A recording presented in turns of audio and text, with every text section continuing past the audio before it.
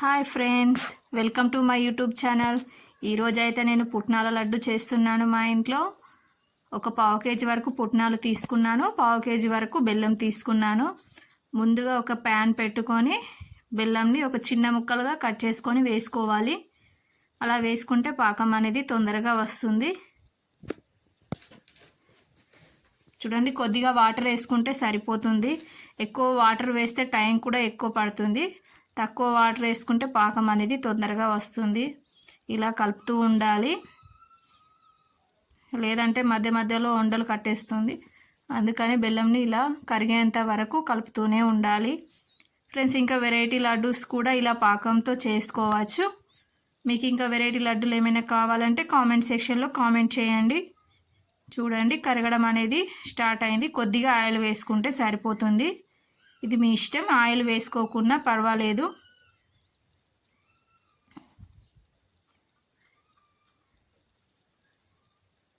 చూడండి, కరుగుతుంది. మళ్ళీ మంచిగా కలుపుకోవాలి. ఫ్రెండ్స్, మా వీడియోస్ మీకు నచ్చినట్లయితే లైక్ చేయండి, మరియు నా ఛానల్ని సబ్స్క్రైబ్ చేయండి, అందరికీ షేర్ చేయండి. చూడండి, మొత్తం మెల్ట్ అయిపోయింది. ఇలా మొత్తం కరిగింది. చూడండి, కొద్దిగా వాటర్ తీసుకోవాలి.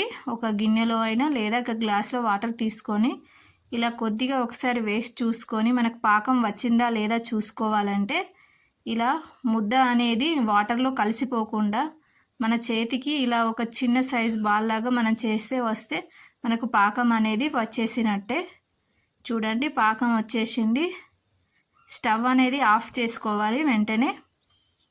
పుట్నాలు తీసుకున్నాం కదా, మీరు వేయించైనా చేసుకోవచ్చు పుట్నాలని. నేనైతే డైరెక్ట్గా వేసి మంచిగా కలుపుకోవాలి. ఇలా పల్లిపట్టి, నువ్వుల ఉండలు ఇలా అన్నీ చేసుకోవచ్చు. మనం లడ్డులాగా చేసుకుంటున్నాం కాబట్టి చేతికి కొద్దిగా ఆయిల్ రాసుకోవాలి.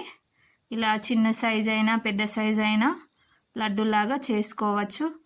ఎంతో రుచిగా ఉండే నువ్వుల లడ్డూలు రెడీ. ఫ్రెండ్స్, మీకు ఇంకా వెరైటీస్ ఏమైనా కావాలంటే కామెంట్ సెక్షన్లో కామెంట్ చేయండి. చూడండి, ఇలా లడ్డూలు మొత్తం రెడీ అయిపోయాయి. చాలా బాగా వచ్చాయి. టేస్ట్ అయితే చాలా బాగుంది. మీరు కూడా ఒకసారి ట్రై చేసి నాకు కామెంట్ సెక్షన్